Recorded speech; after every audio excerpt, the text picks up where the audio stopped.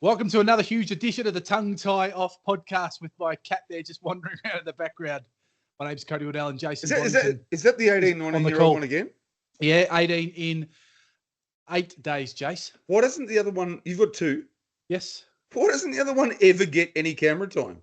Because I come home from work and I jump into the studio part here in the bedroom upstairs, and he hates shoes.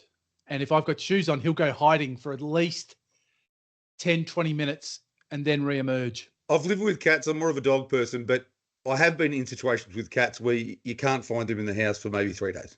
Yes, that happens. If they want to hide, they'll do so. My oath, they will, Jason. You've got a dog wandering around there. You got one on your T-shirt.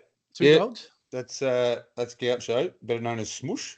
The Gouch, Smush. Yeah, a Dachshund. People love Dachshunds. Yeah, he's all right. All he cares about in life, he has one focus: food. That's it. And he's got, like, what's that syndrome? Prader-Willis. It's a terrible syndrome where humans never know they're full. He's got that for a dog, and then Nico, better known as Bubba. So Nico, see how they go. They've just been fed. All right, sounds good. Sounds good. And we've got a bit to get through, Jace. We've got in the form preview part of the show, we'll have the Vic Red Super Series 12 semi-finals at Melton Entertainment Park, I think it's called these days. Final weekend. That'll be a big one. The Ferris wheel. The Ferris wheel, yes, at the Ferris wheel. What a brilliant name. I saw you put that in your game plan last week too, so keep pushing it, Jace. We'll make it happen. And we've got the Eureka as well up in Sydney, and we'll touch on that as well, Jace. Yep. Briefly, I've got a couple that I like, but others will potentially know more than us about that. But I think so. We might know, hopefully, a little bit more about the VSS semi-finals. Big thanks to anyone who sent some feedback or comments or questions during the week. Always appreciated. Jace, one of the people who send feedback, Brett Cole, commented on one of our reels, and I'll bring that up with you shortly because we're going to deep dive a little bit into something that was raised last week regarding some protected races, I suppose, some races that are protected from some of the superstar trainers for the hobbyists, for want of a better term. So here's your opportunity, J-Bon, to talk us through some of your thinking, because I know you've had this, in the back of your mind for a while. Well, drivers are involved as well, but I do want to have a very short preamble here, and that is to say, and I've mentioned this to you privately, Coates, with this adventure, one of our early discussions was about ownership. And I get the impression that our perspectives, our standpoints were close to universally popular. I've penned going back just prior to the Lemon and SARS, like a 3,300 word about wagering innovations. I even had Big Fella, who is a patron of the podcast and also a great listener of SEN. G'day, Big Fella. Big Fella. And he shot at me about one of the 600 form innovations that I proposed and would have loved to see implemented about speed maps being up there just before a race on Sky, because the greyhounds do it. Yep. And how important is it?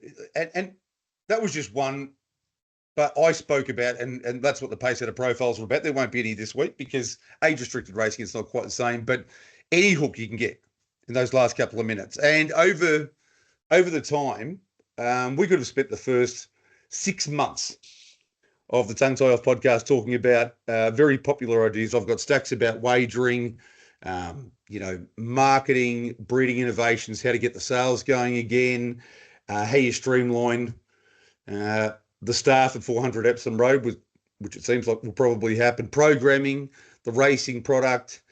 It goes on and on and on. And we'll get to all of them eventually. And almost all of them, I believe, well, two things. One, most of those concepts that I've postulated or propounded, I think would be nearly universally popular.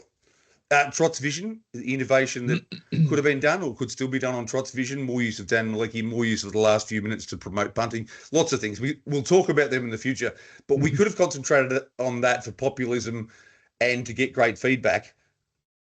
The reason I raised this, we'll call it the boutique circuit, is because it's pressing. Yeah. And I have to concede that by raising it and not explaining it properly, which we're going to do tonight, I probably left people with a misconception of what it's all about, because it is not. Number one, it is not about robbing Paul to pay Peter. It's actually the opposite. So when you talk about a deep dive, we're not going down to the Mariana Trench tonight because I've still got plenty more to do in it. But we'll talk about it more. And one thing I should also mention is, unlike a lot of those ideas that I just spoke about, that have been, in my mind, either fully investigated, partially investigated, or I've got such a strong belief in them that I know that they would work. I'm not saying this would absolutely definitely, take off like a Boeing 747. Yeah. But I do believe, and I reckon you do believe, it is a concept worthy of investigation. Yeah, worthy of exploration, Jace. I think Yes. you were getting at there a famous term. It's not necessarily the panacea straight away. It's not the I panacea. love that term, the panacea. None of it. Nothing's the panacea, though. No one thing is the panacea. It's not. But look, you and I have spoken about this now for years, what you're about to go into a bit more detail on. And I know that you've lobbied for this behind the scenes and raised it at different times. But I don't think it's ever really seen the light of day from a public point of view. And I think that's the opportunity that we have now, J-Bon. Push out some of these ideas, and they won't be universally. Nothing almost should be universally popular. Everything should be tested, and we expect that, and we want that to happen. I keep saying, I think I made the point a couple of weeks ago, Jace, so, sometimes you don't hear from some participants on some issues historically in harness racing because they don't want to be seen to be going against the tide of social media. Okay. And I think that's a shame, because I think some of those people who stay silent, Jace, have got, some pretty sharp minds when it comes to harness racing. And you'd love to have that all out in the public discussion, wouldn't you? But you know that quite often that social media discussion just gets pulled and twisted and thrown in all directions. And I think it discourages people. But I think one thing you've discussed even recently is that there's probably, for a range of reasons, there's less voices on social media than maybe ever before. There are, exactly. You won't like this analogy, but where's this going? Well, Donald Trump vote. I mean, it's almost like, I remember Blake Redden being the one man who, back in the day when DT won the election, he was confident it would happen, and we're all saying, what were the odds? It was about huge odds, $1.04 or something for Bill Clinton's missus, and Blake was confident, but that silent majority is now enormous. Like, it's always been big, but the silent majorities are not, because we don't hear enough voices, do we? So we don't know what people think. But the point of this is, I hope that we get a bit of discussion coming off this, and I hope it's it's good, open, thoughtful discussion. And if people have got questions, J-Bon, which they very well may have off the back of tonight, ask them. Come back to us. Either hit Jason up privately or put it on the Facebook or the Twitter, whatever it is. The Facebook. How old am I? Hit us up, and we'll keep raising your feedback here on this show, and we will actually discuss it. We'll raise your comments, and we'll have a might even be on YouTube is what we're hearing from the voice of the sky there, Jay. So give us a comment. All right. So and you know what? I get the impression we haven't had a lot of feedback for a direct message. Brett Cole, you mentioned, but I do get the impression that right now it is it's very misconceived out there in the zeitgeist. And the good thing about this is you really can comment, because up to this point I haven't explained really a bloody thing other than mentioning the circuit. But I'm going to keep this pretty targeted. Sure. Okay, and I'm going to reiterate one more time. It is not about robbing Paul to pay Peter. This isn't a concept that has been devised or engendered or, it hasn't been instituted or inaugurated, but in my mind or in discussions, because we think to ourselves, we want to punish the hobby boutique trainer so that we can save some money.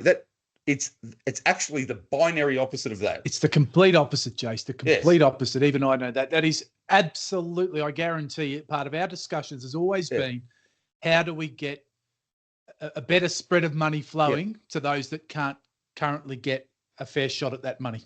But we both understand that as soon as you hear a picnic hobby boutique circuit, and you talk about less money, without me properly extrapolating, I can understand some people would see it that way. But all right, that's where we'll start.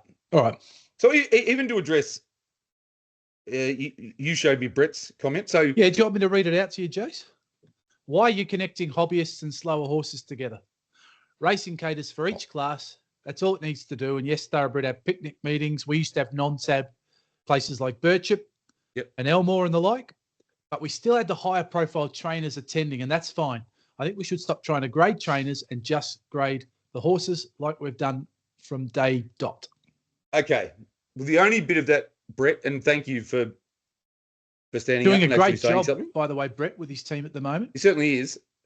Number one, I'm not looking to segregate. So first point to be made here is, and I'm not attaching hobby boutique trainers with slow horses because we know that's not the case. Of course. So that's definitely not what I'm doing. What I am doing is saying hobby boutique trainers should have an opportunity to play in their own zone and then attack any other zone that's available. They can race in Grand Circuit. Of course they go. I'm not saying you go over there. If you've got a good horse, race it in good races. The one thing I think might have been at the end of that potentially, or in another bit of correspondence that I had, if you've got a good horse, this is though for lower class horses. There's no way I want to be setting up a system where a rating 90 standardbred Can we touch is competing in those? Can we explore that quickly, Jace? It's a good point. Because to me, then straight away, I think, well, if you cap this, are you talking about capping it at what, 45, 50 once you're out of there, or what are you thinking? Have you got a cap? I haven't. I would say 52, 53-ish, maybe. It could be. I wonder that, having said that, if someone picks up a horse that's well past its prime but still stuck on a high rating, a hobbyist gets it, but it hasn't earned for ages, this horse, you put some conditions on these races. Horses that haven't earned X in the last 5-10 starts, and all of a sudden they qualify. Potentially. And that's one avenue. Again, I mean, this isn't even a subject that I've fully explored by a million miles, but I've got a funny feeling this system would actually lead to the boutique trainers getting a couple of more horses, even as they're going through the grades early. Yep. So it might end up with somebody, who knows, but if you do a great job, they'll leave it with that trainer, won't they? And some of them won't want another horse, but it's an opportunity there. And it's also an amazing opportunity. I'll go through a couple of stats soon, but it's not just about the trainers, it's about the drivers.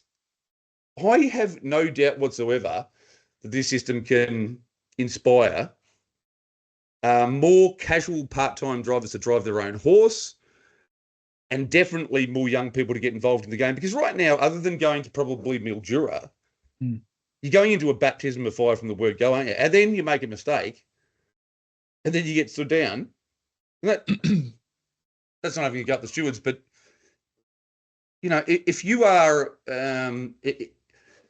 if you're not a professional at a sport and they ask you to go out and play at the MCG, it's going to be difficult straight off the bat, isn't it? I mean, you are going to seem out of place, at least early doors, almost everybody. And I'm saying, I don't know any driver ever that's been absolutely elite in their first 20 years. But getting to some of the crux of it, I spoke about $1,500, but even that was not elaborating properly. So right now, am I right in saying that the $4,500 are likely coming down to 4,000?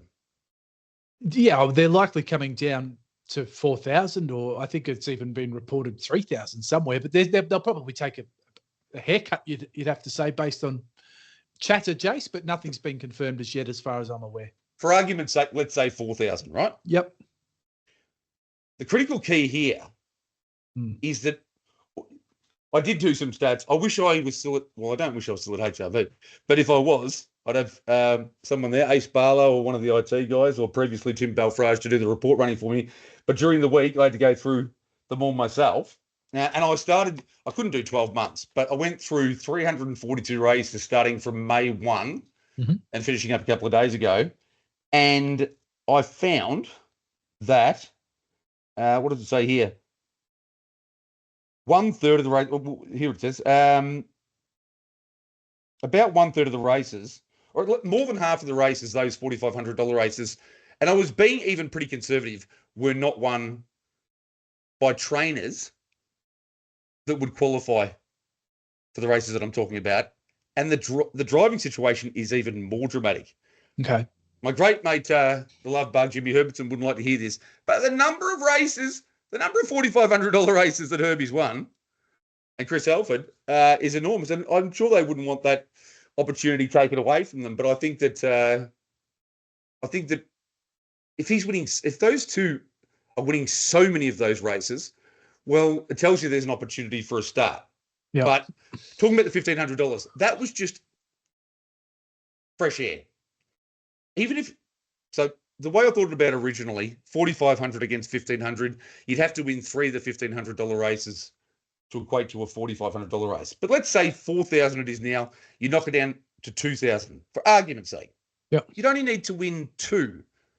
And here, you're able to turn up with, in my opinion, a far, far, far greater opportunity to win. I've got no doubt. We've both agreed that to some respect, we are going to lose a couple of people from the game. Mm. And we wish that wasn't the case. And I believe things have been done differently previously. Sam Newman again. That might not be the case. We are going to lose a couple. But those quality hobby boutique trainers, I've got no doubt if you take Jimmy Herbertson, Chris Alford, Brent Lilly, a couple of others out of the equation, a lot of them are In fact, I would say the propensity are going to win 2 for every one, because I'm not talking about a couple of races here. I'm talking about, I've factored in over 1,000 races a year. Right.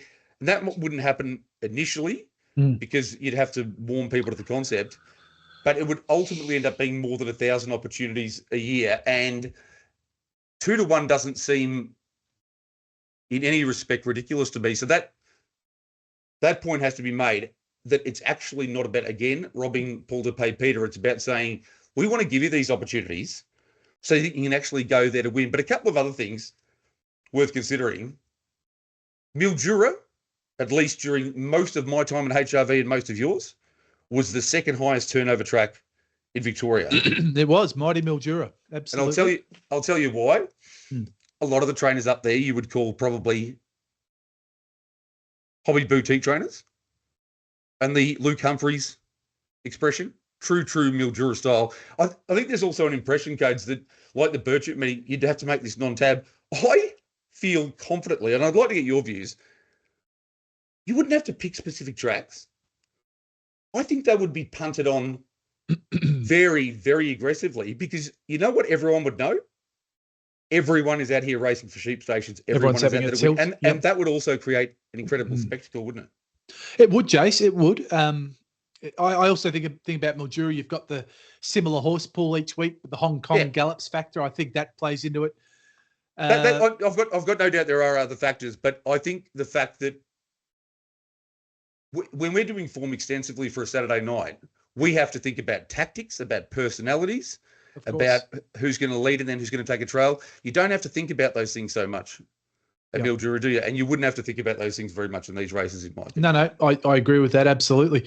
What sort of penalties are we looking at, Jace, for this circuit? Have you thought about that with the NR ratings? Oh, well, look, a couple of things. Potentially no penalty or a tiny penalty, but you would win your weight. Sorry, can I jump in? Could you have a separate penalty? Could you have dare I say it, introduce another rating system? I guess that'd be an absolute mess, but could you have a boutique system? You absolutely points could. Which aren't attached to the NR? All of these things are worthy of exploration. The one thing I do, or a couple of things. One, you'd have to create very strict criteria when you're about who can be, and it'd have to be hard and fast about Talk who us can through race. that. Why is that? You'd have to say, as for a trainer or a driver, do all concession drivers get in? Probably, but a trainer could only have had a certain number of wins in the last 12 months. Do you mean all concession drivers, or because Ryan Sanderson's a concession driver? Well, again, Lockie Cook. Again, you can create. I'll tell you who's dominated the $4,500 races. Yeah. as well. The other bloke is young Sean O'Sullivan. Yeah, Sean O'Sullivan. He's been terrific. Absolutely. Now, would he qualify at the start of it? I don't know. There'd be a certain number of wins probably even for concession drivers, but you would, as a driver or a trainer, you would win your way out. Right? And that's why I'd like to even postulate this. I don't see why there couldn't be a second protected circuit. Interesting. And that's for more money. Yep. And the other thing worth mentioning is these races wouldn't have to be all 1,500, 2,000. You could have championships. You could have heats into finals. You could have situations where if you're good enough at these, you can win your way through to a quote unquote rich meeting under these circumstances. You'd get there could be a race put on, Jace, on a Saturday night at the Valley under the big lights. At Melton under the big lights, and we could have the Valley circuit. It would be good. But my point there, and I'm being somewhat tongue in cheek, because of course when they used to come to the Valley back in the day on these championships, they were brilliant. It was awesome. And you know what? That if, for instance, even if you were about to win your way out, the impetus, the drive, the inspiration for you to get into one of these races or one of these race meetings, richer race meetings, which might be worth up to $5,000, $6,000, $7,000. Not often, but sometimes. Then there's a genuine payday there. And as I say, I'm not saying there's a genuine payday because you wouldn't make enough money. I do believe a lot of when you're competing with professional trainers and drivers, and I know people will say, I'll tell you what, I'm every bit as good as them. Yep. But they have staff. They have massive operations. They have more time. Yep. They have all of these things. And as I say, there are some amazingly talented boutique trainers, and they will have good horses, but they won't be segregated to this circuit. They can go wherever they want. I'm just offering an option so that you can go to the races thinking, I don't have to compete with that bloke or that girl and that girl, and I can actually win. And just to reaffirm, this is not about segregating anyone out from any race. So you might jump into the boutique circuit on a Wednesday or whatever it is and race your horse, and you've just got a race in your local area which is back against the pros on Friday or Saturday or that doesn't matter. You can jump in and out of both if you qualify. Is that right, Jace? Is that what you're thinking? But you've even got somebody like Brett Cole himself. He's had a great record, according to my research and investigation at the $4,500 races. He's got Speculator, is that right? Yep, I think so. And Nyhan Bay? He doesn't... If he can keep winning those better races, the key here is the $4,000 races can maybe be worth a little bit more. You'd have to do investigation on how much was saved, although I'm thinking 7 figures could be saved, potentially, or close to that. So you're not forced to go in anything. The other options are available, but my thinking is, again, 2 wins at 2,000, that makes 4,000. And then you don't have, the second tier doesn't have to race for quite as low prize money. And maybe you can add a little bit to the top end, although maybe you wouldn't save enough. But I reckon if you did this for a year or two, I just feel really confident that even if it didn't explode at the start, that people would see, oh, that bloke with that horse, I've got a slightly better horse than him, and we're both. I could compete in those races, and he's won 3 in the last 3 weeks. Yeah, and I haven't won one at the $4,500 or the $4,000 level. So I think there's a lot of reasons why it could work. It requires far more investigation, and I'm not totally convinced, but I'm definitely convinced enough to think that there's something there. And if you really explored the figures, I think you'd find there's more than a bit there. I'm pretty keen to see more on this, Jace. I'm keen to see more of it maybe down on paper. I'd love to see it explained in an article. I think the industry would love to see it explained on paper, but I get that takes some time, and you've only had a week since you raised it. You don't have access to all the data that we used to have back at HQ, so that'll take some time. But if you're interested in getting some of this down on paper, Jace, I think it'd be very interesting. It'd make great discussion fodder. There's just one other point as well. Yep. I've spoken briefly with somebody over DMs, a learned woman in the industry, and discussed about the fiscal impacts because there's still doubt around it. But I've spoken about my thoughts of 2 versus 1 and all the rest of it. And I think it would actually work extremely well given the number of these races that aren't won by people who I believe should qualify for even $4,500 races. But there's also a cohort of trainers in particular, I think, that remain in the game masochistically, probably, against probably their family's wishes, not to make a lot of money out of the game, but to be able to half survive and also to be able to have wins and invite your family and have the photo on the wall. And surely, if nothing else, this circuit would provide a greater opportunity to, instead of, I mean, you can go there in a $4,500 race and run third. It feels good. Going to one of these races and like if you win a couple, and you can bring your family along and have an amazing time and have the photos on the wall. I think that matters to people as well, personally. Someone might have a bet too, and you can make some money that way. The vote with your feet thing springs into my mind, Jace. You'd have, if people don't want to race in them, they don't have to. Okay, we're not forcing anyone. But if the option's there, wouldn't it be interesting to see how many people say, you know what, all right, I'll throw my horse in, see how it goes, and they might fall in love with it. My question to you, Jace, would be, how does this affect the wider races? How does the boutique circuit affect the other circuit, I guess? Because you would lose some horses, wouldn't you, who would almost become exclusive part of the boutique circuit. So they wouldn't be topping up some of those other races anymore. Oh, but you'd have others chopping in and out. But that's I don't think about it as losing them, because, as I say, I believe these races. How do you lose them? Because we've still got races. They're not non-tab meetings. I believe they are actually punted on pretty heavily. So all of a sudden, you've got to remember, I mean, everyone knows this, but the prize money for a race and the turnover, that's where your profit or loss comes from.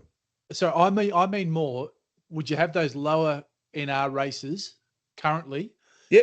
You'd have to run fewer of those for and slash those back, wouldn't you? It'd be hard to juggle both. Which I even think would be a positive.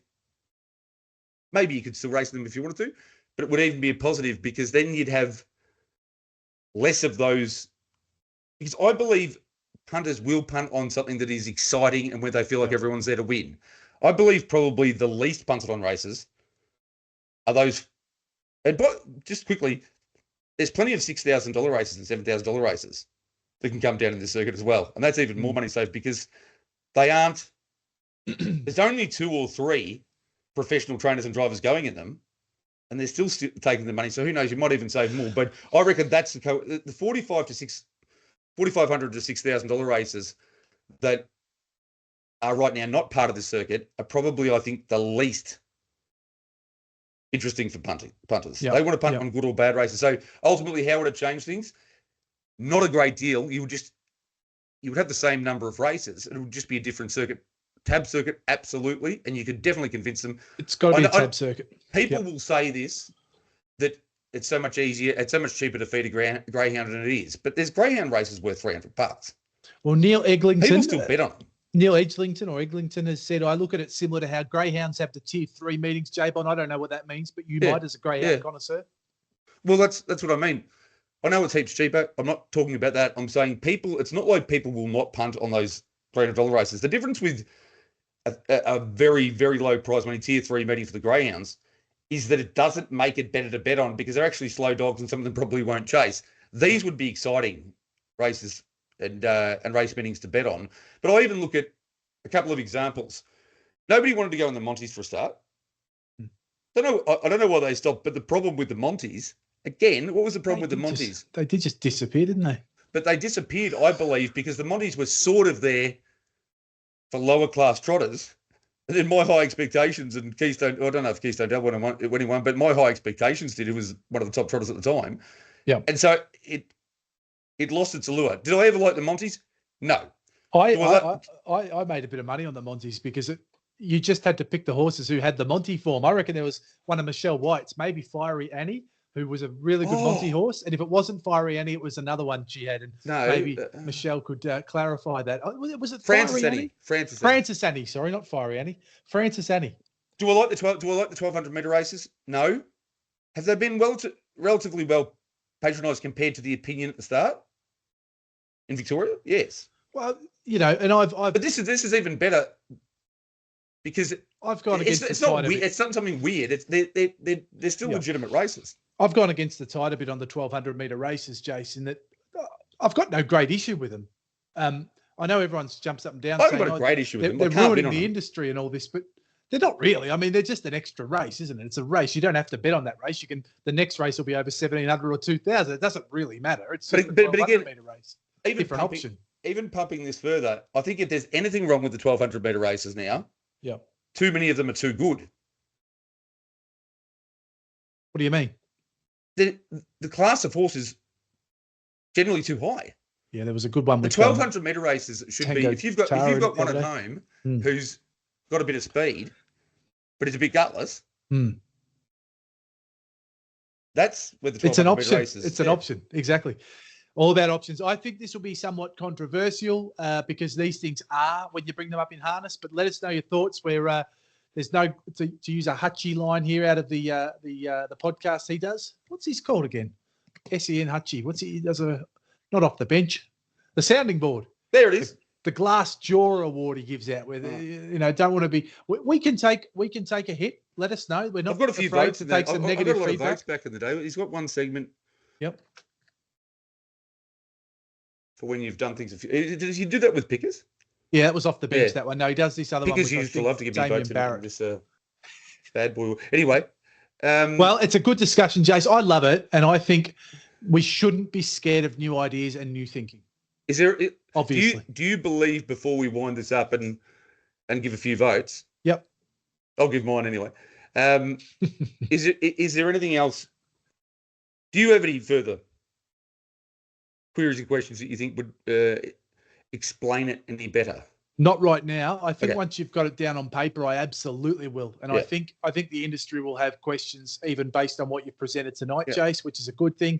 And I think once it's down on paper, they'll have more questions. I'd like to thrash this out even more as we work through, if you're up for it, in future editions. And you never know. At the end of the day, if it doesn't go anywhere, it doesn't go anywhere. All you can do is discuss and try. Final thought on this, just quickly now, because I've just thought of it, is one big problem that I had with standing starts towards the end. I'm a believer that there still should be standing starts, but me too. I was a big believer, and I reckon you were too. Mm-hmm. You can't have 50 a year. J-Bon, my 100%, and my big thing there was I think it was down to whatever it was, 8-10%, right? But they were the highest percentage of our most watched races. So we were putting country cups on the stand start when we hadn't actually run enough stands for those horses to be. You don't have standing start ready. Exactly. And so when they made an error at the start, everyone said, of course you crack the sheds. And you are shining a spotlight on those country cups. So I agree. I think if you're going to run them, you needed to run them more regularly and across all class bases. Look, I grew up with standing starts, as you did, Jace. The Hamilton Pacing Cup was my local cup, and I loved it from the stand. Well, name one, Coach. You'll be able to name probably 10.